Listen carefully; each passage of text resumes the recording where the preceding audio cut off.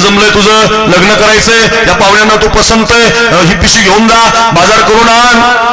आईच्या हातातली 50ची नोट घेतली नागरेसर, हातामध्ये अमोलदादा पिशवी घेतली. नामदेव बाबा, माऊली बाबा, घायाळ महाराज, बापूराव महाराज पिशवी आणि 50ची नोट घेऊन बाजारात निघाले. नोटेकडे बघायचे, पिशवीकडे बघायचे.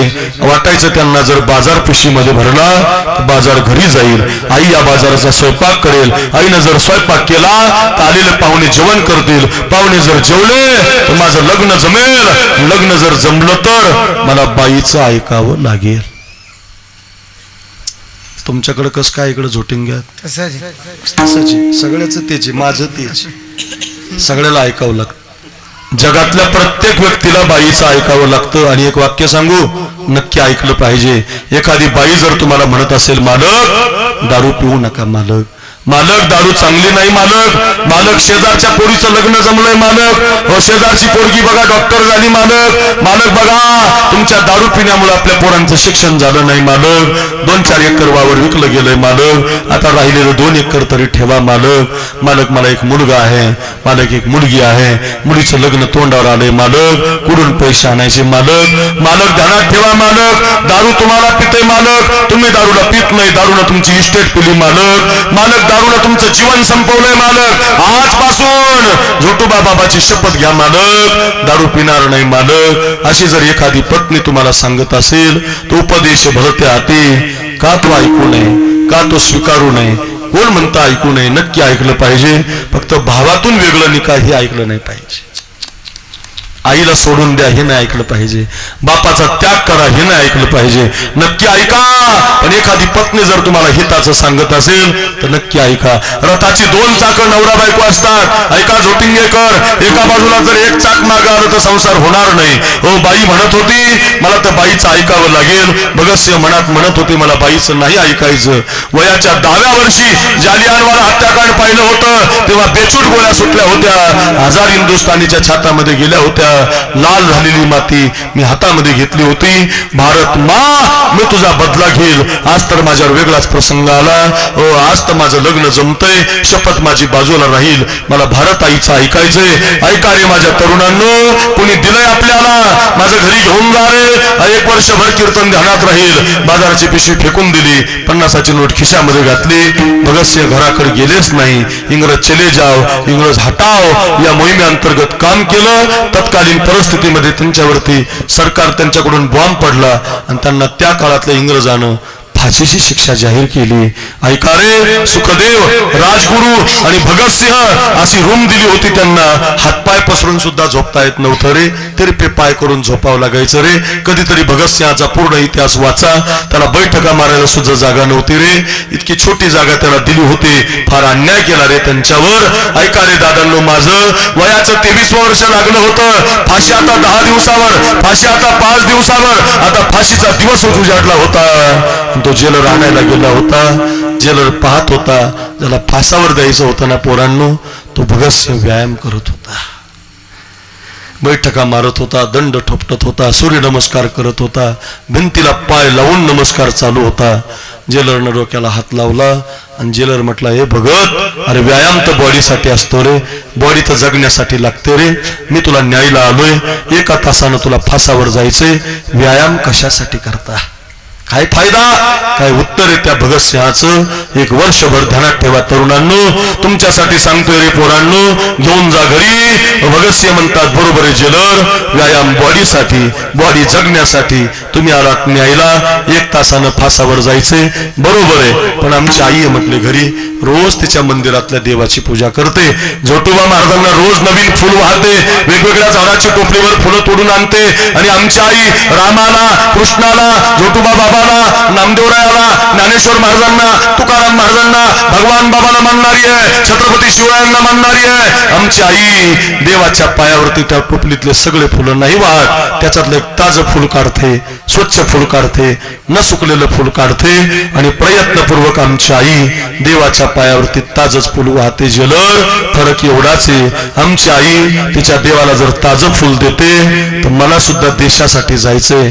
माझ्या देवासाठी तुम्ही मला न्यायला आलात. आमच्या आईचा देव मंदिरातला आहे, माझा देव भारत माता आहे. मग जर तुम्ही आमच्या देशाला न्यायला आलात तर सुकलेलं बनून कसं जावं, नाराज बनून कसं जावं. म्हणून व्यायाम करतोय. वयाच्या 23व्या वर्षी जिंदा रहने के मौसम बहुत है मगर जान देने रोज आती नहीं. हुस्न और इश्क दोनों को रुसवा करे तो जवानी जो तुम्हें नहाती नहीं. आज धरती बनी है दुल्हन साथियों, अब तुम्हारे हवाले वतन साथियों. आणि वयाच्या 23व्या वर्षी भगतसिंहांना आपलं शरीर देशासाठी दिलं.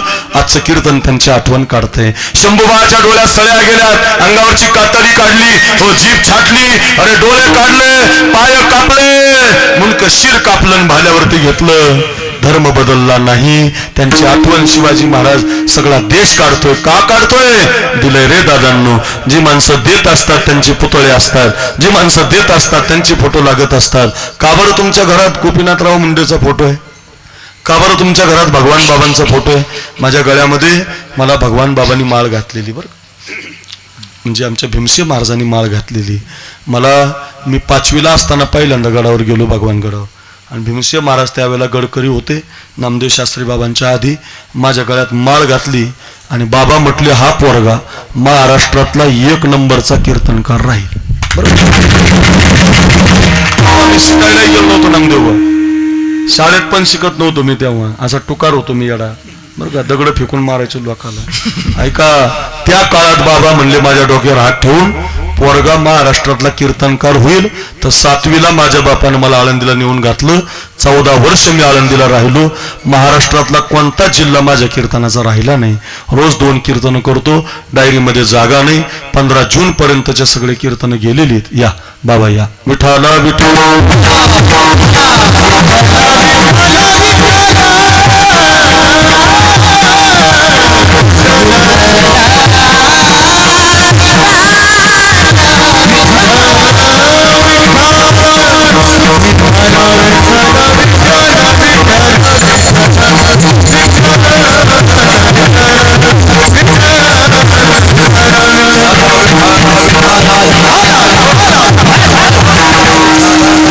आमचे सतीश महाराज डोईफोडे जोरात टाळी वाजवा एकदा. आपल्या भागाचं भूषण आहे, याला थोडा आवाज दे रे. ताकद कमी पडली बघायची.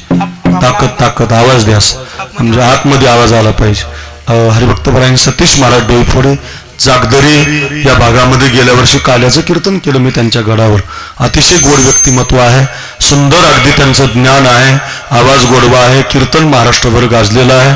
महाराज कीर्तन करून आले का? करूनच आले म्हणजे मग बुडालो नाही, बरं झालं बरं का. ते कीर्तन करूनच आले आणि आपल्या कार्यक्रमाला उपस्थिती आली. महाराजांना धन्यवाद. विठाला विठ्ठल.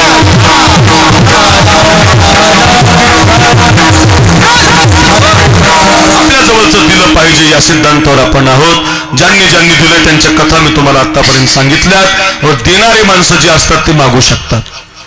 खरंच सांगतो, अगोदर द्यावं आणि मग मागावं. हो खरंच. आणि एक आणखी सांगतो, मागणारा जो असतो ना तो कधी देवाच्या दारात मागत नाही, आपल्याला मागावं लागतं.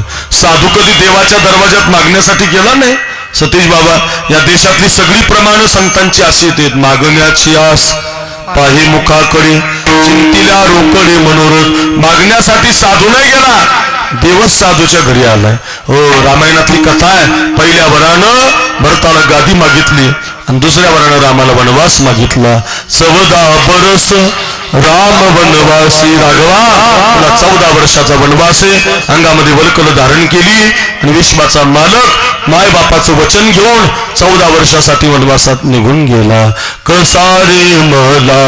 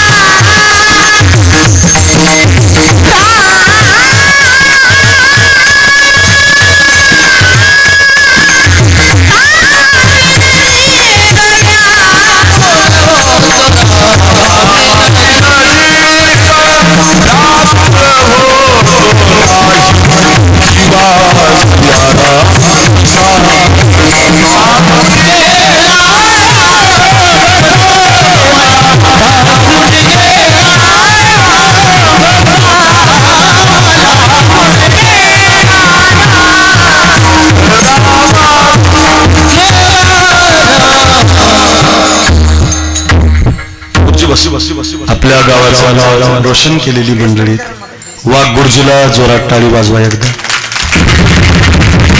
साष्टांग प्रणिपात गुरुजी. मोठं व्यक्तिमत्व आहे आपल्या गावाचं. जुन्या काळातले कीर्तनकार आहेत या भागाला. विदर्भाला दिलेली देणगी आहे. फार सुंदर बरं वाटलं.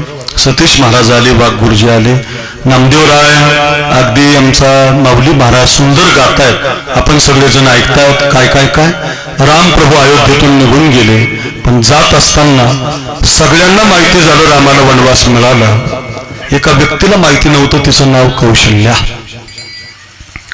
त्या आईला कोणी सांगायला तयार नव्हतं. तालुक्यात एखादा मोठा ऍक्सिडेंट व्हावा तर सगळ्या विदर्भात माहिती असतं आमच्या आईचा तरुणाबाण पोरगा गेला, पण त्या आईला कोणी सांगत नाही. तसंच झालं होतं. अयोध्येचा माझा राघव, माझा पोरगा गादीवर बसणार आहे म्हणून ती कौशल्य हार तयार करत होते. गुलाबाचा हार तिचा तयार करण्याचं काम चालू होतं. ऐका रे माझ्या दादांनो, हार तयार करत होती कौशल्या. सुंदर असा हार बनवत होते. डोळ्यासमोर तिच्या चित्र होतं. माझ्या राघवची मिरवणूक निघणार आहे, माझ्या गळ्यामध्ये राघवचा हार घालायचा आहे. हो, सगळं स्वागत तिच्या डोळ्यासमोर येत होतं. तिला काय झालं माहिती नव्हतं. कुणी सांगायचं कौशल्यला. रामप्रभू स्वतःच वडकलं धारण करून गेली. रामायण फार सुंदर आहे. रामायण एक एक भाग आपल्याला शिकवणारा आहे. रामायणाची प्रत्येक कथा आपल्या घरातली कथा आहे. अरे घराला मंदिर बनवणारी कथा म्हणजे रामायण आहे. उद्या रामनवमी आहे, रामाचा जन्म उद्या आहे. ऐका रे माझ्या दादांनो, ज्याला वाटतं माझ्या भावानी भावाशी कधी भांडू नये, ज्याला वाटतं माझ्या आईनं माझ्याशी कसं बोलावं, ज्याला वाटतं मी माझ्या आईशी कसं बोलावं, तर रामायण ऐकावं लागेल, रामायण शिकावं लागेल, रामायण वाचावं लागेल. अरे रोज कथा ऐकायची असेल तर रामाची ऐका. घरामध्ये तुम्हाला जर देवच आणायचा असेल तर राम आणा. व आचरण एक पत्नी एक बाणी, काय आचरण आहे माझ्या रामाचं. जगामध्ये तसा देव नाही बघा. आईला कसं बोललं पाहिजे ऐका. रामायण शिकवेल तुम्हाला. आणि रामायणातली कथा आहे. प्रभू रामचंद्र सांगतात, मा डोळे उघडून ती कौशल्य पाहते तर रामप्रभूच्या अंगावरती वलखल आहे. संन्यासाची कपडे आहेत, वनवासाची कपडे आहेत. हातामधला हार खाली पडतो आणि ती कौशल्य विचारते, राघव तू काही सांगण्याच्या अगोदर मला हे सांग, असे कपडे तू का घातलेस? अरे तुझी तर मिरवणूक काढायची ना, तुला तर राजगादीवर बसायचंय ना, तुला तर सिंहासनावर बसवायचंय ना. अरे असले कपडे काय घातले राघव? जा जा जा, राज पोशाख घातला पाहिजे तू आज. काय म्हणतील तुझे वडील मला? त्याला रामचंद्र म्हणतात, आई तुला अजून माहिती नाही. काय माहिती नाही राघव? आपल्या आपल्या आपल्या अयोध्येत 2 घटना घडल्या मा. काय घटना घडली राघव? पहिली घटना अशी घडली राघव. काय घडली मा? पहिली घटना अशी घडली मा, आपल्या अयोध्येचं राज्य लहान आहे. हो हो, आपल्या अयोध्येचं राज्य लहान आहे, म्हणून आपल्या घरात सगळ्यात लहान भरताला आपल्या बाबानं हे अयोध्येचं लहान राज्य दान दिलंय. कळायचं होतं ते कळलं. डोळ्यातून अश्रूच्या धारा सुरू झाल्या आणि डोळे पुसता पुसता ती कौशल्य म्हणायला लागली, अरे भरताला जर गादी मिळत असेल तर मला आणखीन आनंद आहे, अजून मोठा हार त्याच्यासाठी बनवते बघ. नाही मा, लहान राज्य आहे अयोध्येचं, लहान भरताला लहान गादी दिली. ऐक ना मा, वनवासाचं राज्य खूप मोठं आहे मा, वनवासाचं राज्य मला दिलंय. आता तर जोरात रडायला लागली कौशल्या. स्वतःचा पोरगा 14 वर्षासाठी वनवासात जाणार ऐकल्याबरोबर ती कौशल्या म्हणते, राघव अरे वनवासात जाण्याचं कारण तुझा बाप आहे का? राघव वनवासात जाण्याचं कारण तुझी आई आहे का? वनवासात जाण्याचं कारण कैकई आहे का? वनवासात जाण्याचं कारण मी आहे